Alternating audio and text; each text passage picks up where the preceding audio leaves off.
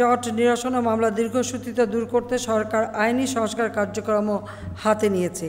আদালতে বিচারাধীন মামলাসমূহ বিকল্প পদ্ধতিতে বিরোধ নিষ্পত্তির পাশাপাশি দেওয়ানি কার্যবিধি সংশোধন করা হয়েছে এবং ফৌজদারি কার্যবিধি সংশোধনের কাজ চলছে।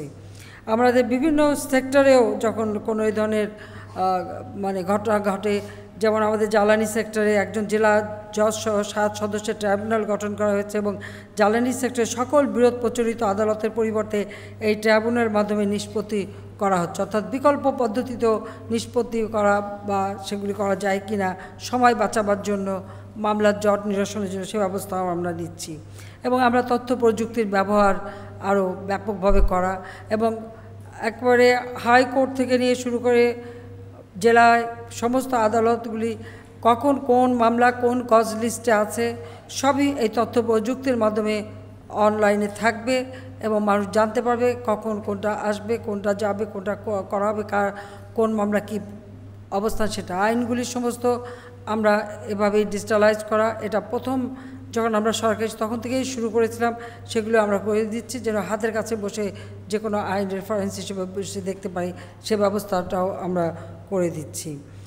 সরকারি অর্থায়নে অস্ট্রেলিয়ার ওয়েস্টার্ন সিডনি ইউনিভার্সিটিতে 540 জন বিচার বিভাগীয় কর্মকর্তার প্রশিক্ষণের ব্যবস্থা করা হয়েছে। অধস্তন আদালতে 1500 বিচারকের উচ্চতর প্রশিক্ষণ দেওয়ার জন্য সম্প্রতি ভারতের ন্যাশনাল জুডিশিয়াল একাডেমির সঙ্গে 2টি সমঝোতা স্মারক স্বাক্ষরিত হয়েছে। তো শুধু আইন করে আর অবকাঠামো সুবিধা বৃদ্ধি করে বিচার প্রার্থী মানুষের ভোগান্তি কমানো সম্ভব না। আমাদের বিচারক এবং আইনজীবীদের আর একটু মানবিক ও জনগণের প্রতি সেবার মনোভাব নিয়ে কাজ করতে হবে, সেই আবেদনটুকু আমি করে যাচ্ছি। আমরা চাই যে একটা রাষ্ট্র পরিচালনা করতে আইনসভা, নির্বাহী বিভাগ, বিচার বিভাগ, 3টে স্তম্ভ। এই 3টে স্তম্ভের মধ্যেই একটা সমঝোতা নিয়েই চলতে হবে, কাজ করতে হবে। একটি আর একটিকে দোষারোপ করে কোনোদিন একটা রাষ্ট্র সুষ্ঠুভাবে পরিচালিত হতে পারে না। এই বিষয়টা সকলকেই একটু সচেতন থাকার জন্য আমি অনুরোধ জানাচ্ছি। আর ক্ষমতা সব বিভাগেরই কিন্তু ক্ষমতা কম না। আমরা তো আইন প্রণয়ন করি, আর আইন প্রয়োগ করেন বিচার বিভাগ, আর এটা কার্যকর করার ক্ষেত্রে নির্বাহী বিভাগ।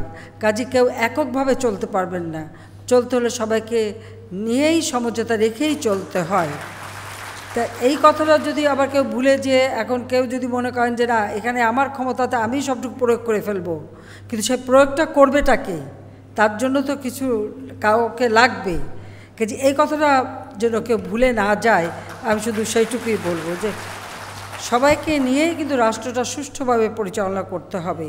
আমরা চাই আমাদের এই সমাজ ব্যবস্থা আরও উন্নত হোক, আমাদের দেশে ধনী দরিদ্রের বৈষম্য দূর হবে, আমাদের দেশের প্রতিটি মানুষ তার মৌলিক অধিকার নিশ্চিত হবে এবং প্রতিটি মানুষ সুন্দরভাবে জীবনযাপন করবে। যেটা জাতির পিতার স্বপ্ন ছিল যে বাংলাদেশকে একটি ক্ষুধামুক্ত, দারিদ্র্যমুক্ত, উন্নত, সমৃদ্ধ দেশ হিসেবে গড়ে তুলবেন, এবং সেই লক্ষ্য নিয়েই কিন্তু আমাদের সরকার কাজ করে যাচ্ছে। এবং আন্তরিকতার সাথে কাজ করলে যে দেশের উন্নতি করা যায় সেটা আপনারা নিজেরাই বাংলাদেশের এখন বর্তমান অবস্থাটা যদি একটু ভালোভাবে বিবেচনা করে দেখেন তো দেখবেন আজকে মানুষের ক্রয় ক্ষমতা বৃদ্ধি পেয়েছে, মাথাপিছু আয় বৃদ্ধি পেয়েছে, মানুষের আর্থসামাজিক উন্নতি হচ্ছে, দারিদ্র্যের হার আমরা কমিয়ে এনেছি, এখন 22 ভাগে আছে। আমাদের লক্ষ্য আরও কমিয়ে এনে বাংলাদেশকে দারিদ্র্যমুক্ত করা, এবং ইনশাল্লাহ আমরা তা করতে পারবো, সে বিশ্বাস আমাদের আছে।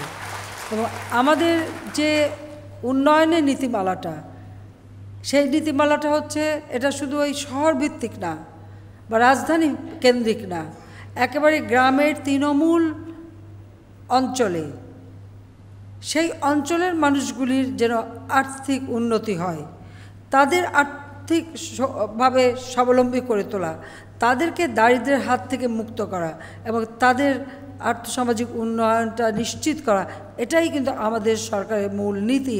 আর আমরা সেভাবে কাজ করছি বলেই কিন্তু আমরা এত দ্রুত দারিদ্র্য বিমোচন করে বাংলাদেশকে আমরা অর্থনৈতিক উন্নয়নের দিকে এগিয়ে নিয়ে যাচ্ছি। আজকে আমাদের প্রবৃদ্ধি আমরা 7.1 ভাগে উন্নীত করতে সক্ষম হয়েছি, ইনশাআল্লাহ আরও বাড়বে। কাজে বাংলাদেশ এখন উন্নয়নের রোল মডেল হিসেবে সারা বিশ্বে বিবেচিত হচ্ছে। অনেকেই আমাকে জিজ্ঞেস করেন যখন আমি যাই কোনো সরকার প্রধান বা অনেকে বলেন যে বাংলাদেশ এত কিছুর ভিতরে এভাবে এগিয়ে যাচ্ছে কেন? একটা ছোট ভৌগোলিক রেখার মধ্যে 16 কোটি মানুষ, এই 16 কোটি মানুষের এভাবে দ্রুত উন্নতি কিভাবে সম্ভব? এখানে আমার উত্তর একটাই, যে রাষ্ট্র পরিচালনা করি, জনগণের ভোটে নির্বাচিত হয়ে এসেছি। একটাই লক্ষ্য সামনে, যে এই দেশের মানুষ, যে মানুষের জন্য আমার বাবা সারা জীবন কষ্ট স্বীকার করেছেন, জেল, জুলুম, মামলা, মোকদ্দমা, অত্যাচার, নির্যাতন সহ্য করেছেন, যে মানুষের আর্থসামাজিক উন্নতি করতে গিয়ে তিনি তার জীবনটা দিয়ে গেছেন, সেই মানুষগুলির ভাগ্য পরিবর্তন করা, এটাই তো আমাদের লক্ষ্য। আর আমি এমন একটি দলের নেতৃত্ব দিই, যে দল জাতির পিতা বঙ্গবন্ধু শেখ মুজিবুর রহমানের হাতে গড়া, এবং যে দলকে নিয়েই তিনি বাংলাদেশের মানুষকে ঐক্যবদ্ধ করে এদেশের স্বাধীনতা অর্জন করেছেন। খুব স্বাভাবিকভাবে, যেহেতু আওয়ামী লীগ এদেশের মানুষকে ঐক্যবদ্ধ করে জাতির পিতার নেতৃত্বে স্বাধীনতা এনে দিয়েছে, তাই আওয়ামী লীগ যখন সরকারে আসে অবশ্যই জনগণের কল্যাণ হয়, উন্নতি হয়, কারণ এটাই তো মূল লক্ষ্য। এই লক্ষ্যেই তো রাজনীতি করা। নিজে কি পেলাম না পেলাম সেটা বড় কথা না, কারণ একটা কথা একটু মনে রাখবেন, যে মানুষ একজন আপনজন হারালে সেই শোক সইতে পারে না, আর আমি একদিনে সব হারিয়েছি, তারপরেও সেই শোক ব্যথা বুকে নিয়েও শুধু একটা লক্ষ্য, যে এদেশের মানুষের ভাগ্যের পরিবর্তন ঘটাতেই হবে, আর জাতির পিতার স্বপ্ন বাস্তবায়ন করতেই হবে। সেই একটা চিন্তা থেকেই কিন্তু রাষ্ট্র পরিচালনা করি বলেই, এই আন্তরিকতার সাথে দেশের মানুষকে ভালোবেসে, এদেশের মাটি মানুষের কথা চিন্তা করে তাদের কল্যাণে কাজ করি বলেই কিন্তু এই উন্নতি আমরা করতে পারছি। কাজে সকলের সহযোগিতা চাই, এবং আসুন সবাই মিলে আমরা আমাদের দেশকে বিশ্ব দরবারে একটা মর্যাদার আসনে অধিষ্ঠিত করি।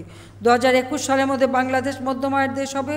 আমরা আমাদের স্বাধীনতার সুবর্ণ জয়ন্তী পালন করব দারিদ্র্যমুক্ত দেশ হিসেবে। 2041 সালের মধ্যে বাংলাদেশ হবে উন্নত সমৃদ্ধ দেশ দক্ষিণ এশিয়ায়।